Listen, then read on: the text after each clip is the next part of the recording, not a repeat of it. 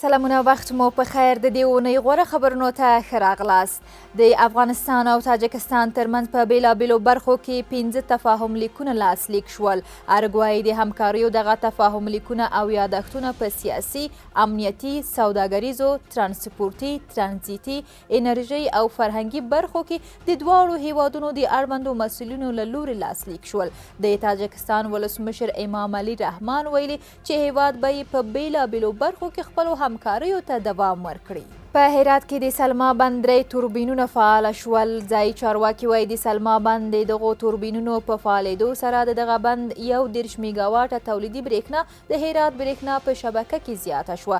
سلما بند د 633 میلیونه مکعب متر اوبه او د 42 میګاواټه برېښنا د تولید ظرفیت لري.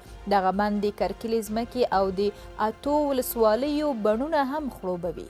د کندهار سپین بولدک د لومړي لاټ دوهم سړک د جوړېدو چارې بشپړې او په نږدې راتلونکي کې به ګټې اخیستنې ته وسپارل شي.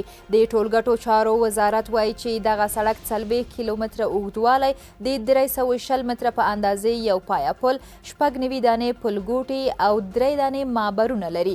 یاد سړک په جنوب غرب حوزه کې یو له مهمو پروژو څخه دی چې جنوب غرب ولایتونه به د ډیورن فرضي کرښې له لارې د ګاونډي هیواد پاکستان سره ونښلوي او هم به د ترانزیت، کرنیزو توکو د انتقال او اقتصادي پرمختګ په برخه کې مهم رول ولري. په هلمند ولایت کې د کجکي بند د دوهم لاټ د رغونې چارې لا نورې ګړندۍ شوې دي. د کجکي بند د دویمې برخې د برېښنا د تولید او پیرلو تړون له یوه ترکي شرکت سره لاسلیک شوی او دغه شرکت په دغه بند 1.4 میلیونه ډالره پانګونه کوي.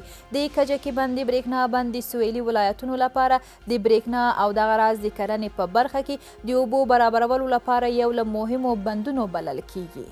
ویل کیږي چې د دې پروژې د دویمې برخې په عملي کېدو سره به د کندهار او هلمند پر ولایتونو سربیره د اروزګان او نیمروز ولایتونو کې هم د اوبو او برېښنا ستونزه تر یوه بریده اواره شي. د پکتیا ولایت د مچلغو بند د جوړولو کارونه بیا پیل شول. ځایي چارواکي وایي د دې بند د جوړولو کار 15 سلنه بشپړ شوی او تمه ده چې ډېر ژر کار بشپړ او ګټې اخیستنې ته وسپارل شي. دغه بند د 22.9 میلیونو ډالرو په لګښت جوړیږي چې د زرګونه هکتاره ځمکې د خړوب ترڅنګ به برېښنا هم تولید کړي. افغانستان کې اوس مهال په 14 لویو او زیات شمیر کوچنیو بندونو کار روان دی. په تخار ولایت کې د 180 میلیونو افغانیو په لګښت د انجونو د 2 ښوونځیو ودانۍ جوړې شوې.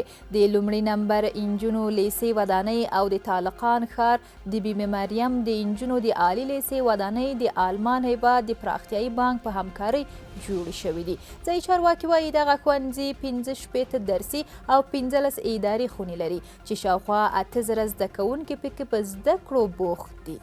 د 203 تندر قل اردو ښوونیز مرکز څخه د ملي اردو 1141 تازه دمې سرتیري د یو لړ بنسټیزو پوځي زده کړو څخه وروسته فارغ شول. د ملي دفاع وزارت وایي دغو تازه فارغ شویو ځواکونو ډاډ ورکړ چې په هیواد کې به د تلپاتې سولې او آرامتیا د ټینګښت په موخه په ټول ځواک او توان سره هڅه وکړي.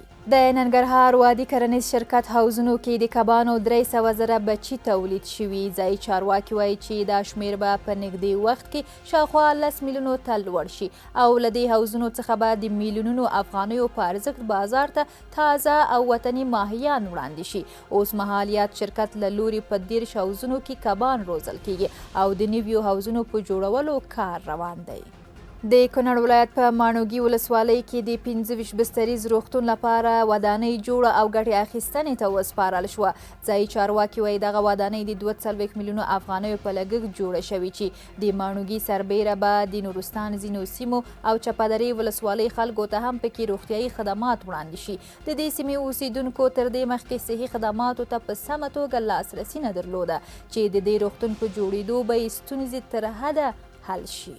د لغمان مرکز مهترلام کې د څه باندې 19 میلیونو افغانیو په ارزښت د سلطان غازي بابا منځني ښوونځي ودانۍ جوړه او ګټې اخیستنې ته وسپارل شوه.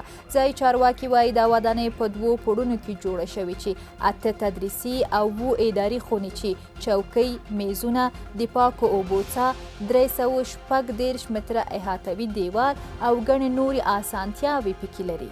دا د دې اونۍ غوره خبرونه چې تاسو ته مو وړاندې کړل. تر بیا ښې چارې.